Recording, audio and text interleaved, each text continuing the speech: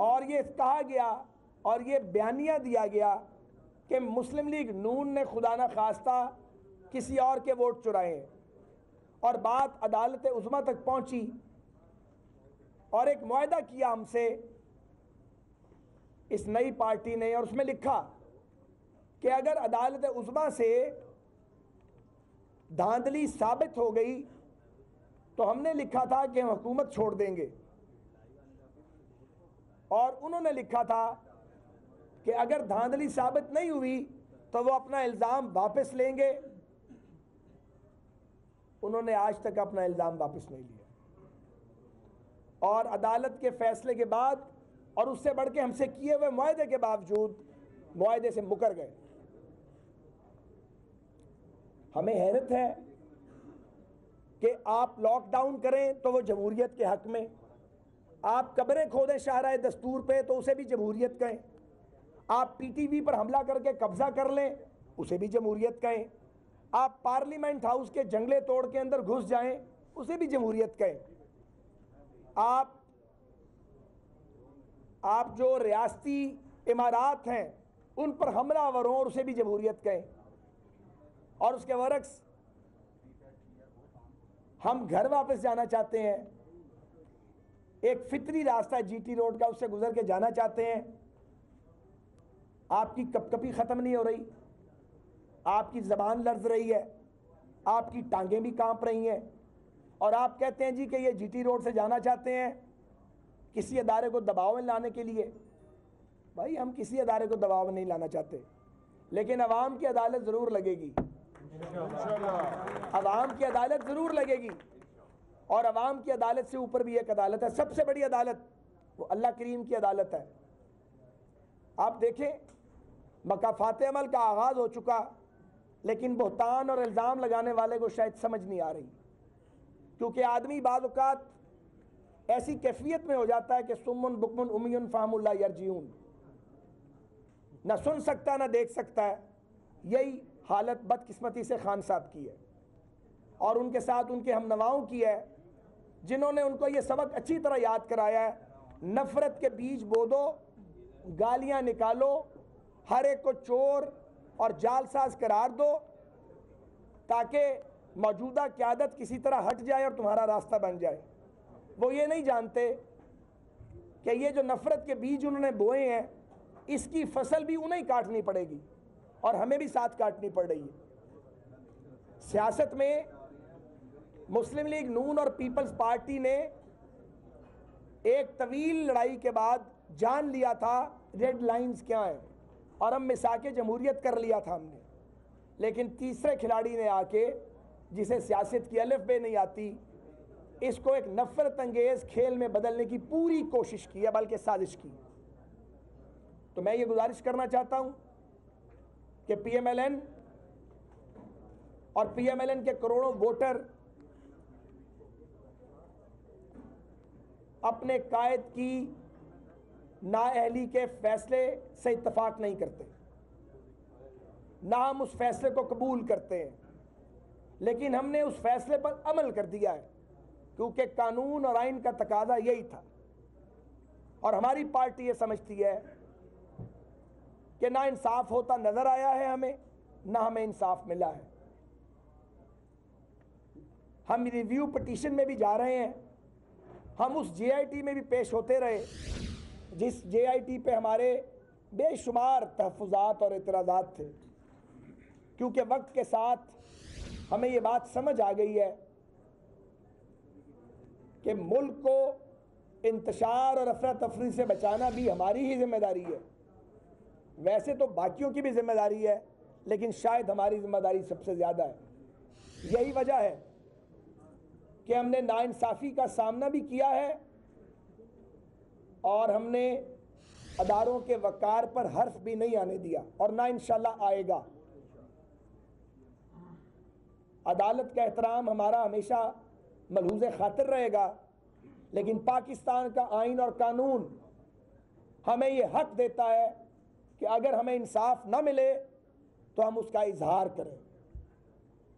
हमारे साथी पुरअमन हैं, इंशाअल्लाह ताला पुरअमन रहेंगे, अपने कायद का वालहाना इस्तकबाल करेंगे और ये साबित करेंगे कि नवाज शरीफ को पाकिस्तानी अवाम के दिलों से निकाला नहीं जा सकता, उनकी मोहब्बत को खुरचा नहीं जा सकता। कोई फतवा या फैसला नवाज शरीफ को, उनकी मोहब्बत को अवाम के दिलों से ना निकाल सकता है ना दूर कर सकता है। लेकिन मैं ये ज़रूर कहूँगा कि वज़ीर आज़म को तौहीन अमेज़ अंदाज में निकालने का अमल रुकना चाहिए। मैं ये ज़रूर कहूँगा कि लोग उमंगों और आरजुओं से वोट देते हैं, हुकूमतें बनाते हैं, उन हुकूमतों के मैंडेट का एहतराम होना चाहिए। मैं ये ज़रूर अर्ज़ करूँगा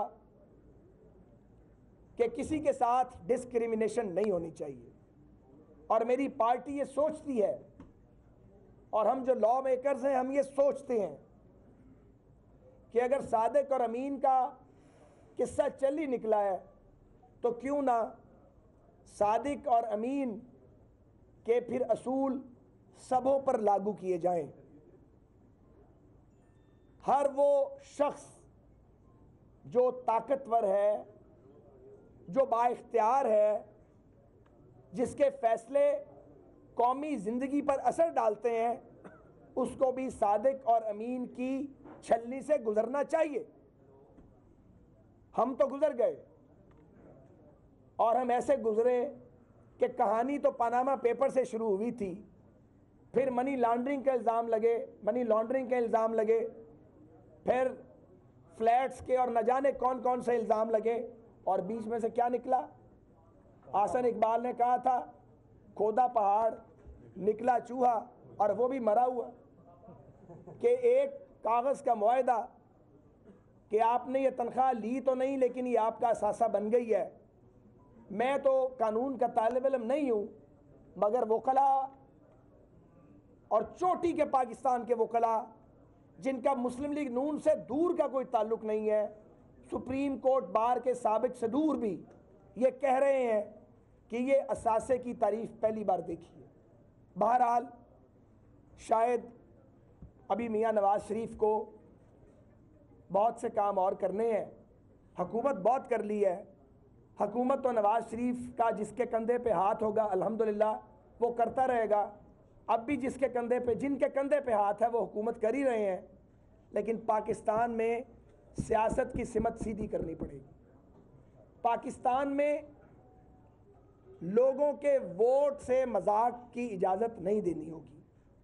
पाकिस्तान में न सिर्फ अपनी सियासी जमात को ग्रास रूट लेवल तक मुनज़्ज़म करना होगा, बल्कि बाकी सियासी जमातों को भी जो हमारे मुखालिफ हैं उनको भी ये मशवरा देना होगा कि आप भी अपने आप को ऑर्गेनाइज़ करें, क्योंकि एक ही रास्ता है कि लोग वोट तो दें, मगर वोट देने के बाद फिर सियासी जमात अगर वो मुनज़्ज़म होगी तो वो उस वोट की हिफाजत भी करे।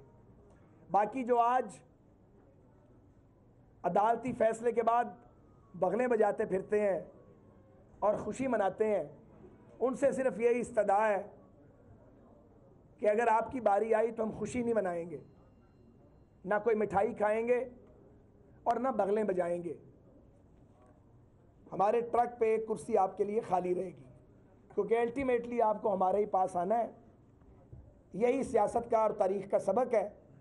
पाकिस्तान की जब सियासी जमातें आपस में लड़ेंगी और जब सियासतदान एक दूसरे को चोर चोर कहेंगे तो फिर उसके बाद कौन बचाए। ये जो खेल खेला गया है इसमें जनाब इमरान खान ने एक मोहरे का किरदार अदा किया, एक ऐसा मोहरा जो ख़ुद तो शायद पिट गया या पिटने वाला है, लेकिन पाकिस्तान की सियासत का तवाज़ुन उन्होंने ख़राब करने की पूरी कोशिश की है, सिर्फ चंद रोज़ा इक़्तिदार के लिए, जो मालूम नहीं उनको मिलना या नहीं मिलना। बहुत ही गैर संजीदा और गैर मुतवाज़न सियासत की है उन्होंने। सियासत खेल नहीं है, क्रिकेट या हॉकी या फुटबॉल मैच नहीं है, ये बहुत संजीदा काम है और रियासत को चलाना उससे भी ज़्यादा संजीदा काम है। जो मैं समझता हूँ और हमारी पार्टी समझती है, जो एटीट्यूड अडॉप्ट किया खान साहब ने और उनके साथियों ने, वो नहायत ही एक ऐसा एटीट्यूड है जिसमें खलंडरापन है, एक ऐसा रवैया है जिसमें शरारत है, एक ऐसा रवैया है जिसमें सिर्फ जलन है। अल्लाह ताला उनको नेकी की हिदायत दे। हम उनके लिए दुआए खैर करते हैं, उनके लिए हम बुरा नहीं मांगते, और अगर कोई बला उनको पड़ गई है या कोई चिमट गई है तो वो मुद्दा मेहरबानी करके हम पे ना डालें, अपनी खुद ही भुगताएं। हम ये काम नहीं करते, हम संजीदा लोग हैं, हम लोगों से वोट लेते हैं, वोटों का लेन देन करते हैं, सियासत करते हैं, और सियासत एक असूल की बुनियाद पे करते हैं। बहुत शुक्रिया। आप सवालात करना चाहें तो मैं अवेलेबल हूँ, पहले राइट साइड से, जब ये ख़त्म हो तो फिर लेफ्ट साइड से।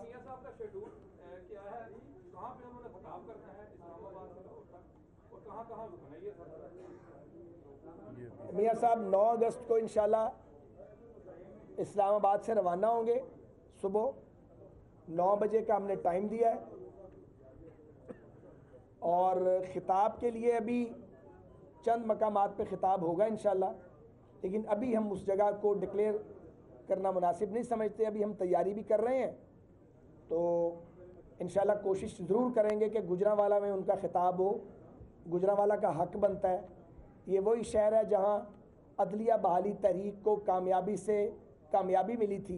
और आपको याद होगा सुबह तकरीबन 5:45-6 बजे नवाज शरीफ साहब ने, हम सब उनके साथ थे, जब अदलिया की बहाली का ऐलान हो गया था तो शुक्रिया का जलसा गुजरांवाला के रेलवे स्टेशन के सामने किया था। तो इस शहर का बड़ा हक़ है। नवाज शरीफ साहब इस्लामाबाद से लाहौर जा रहे हैं, तारिक कादरी साहब ने भी लाहौर आने का कल ऐलान कर दिया, तो आप कैसे देख रहे हैं? तारिक कादरी साहब भी लाहौर की सड़कों पर होंगे और नून लीग के कारकुन भी, तो कैसे मैनेज करेगी पंजाब? नहीं, वो मैनेज हो जाएगा इंशाल्लाह ताला, कोई परेशानी की बात इंशाल्लाह ताला नहीं है। कहीं भी लोग एक दूसरे के सामने इंशाल्लाह नहीं आएंगे और आना भी नहीं चाहिए।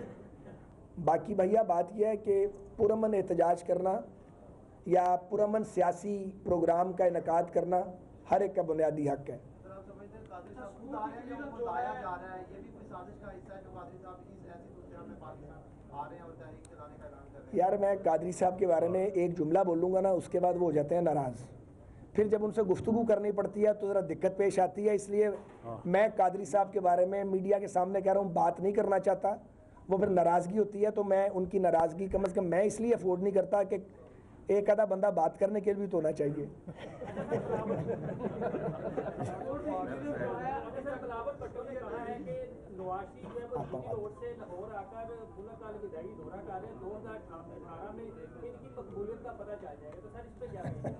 मैं इस पे ये कहूँगा कि हमारी मकबूलियत का तो बिलावल साहब फरमाते हैं 2018 में पता लगेगा, उनकी अपनी मकबूलियत का क्या बनेगा। उन्होंने तो पार्टी खुर गई है, मेल्ट होती जा रही है, अपनी पार्टी संभालें, हमारी मकबूलियत का फिक्र छोड़ें।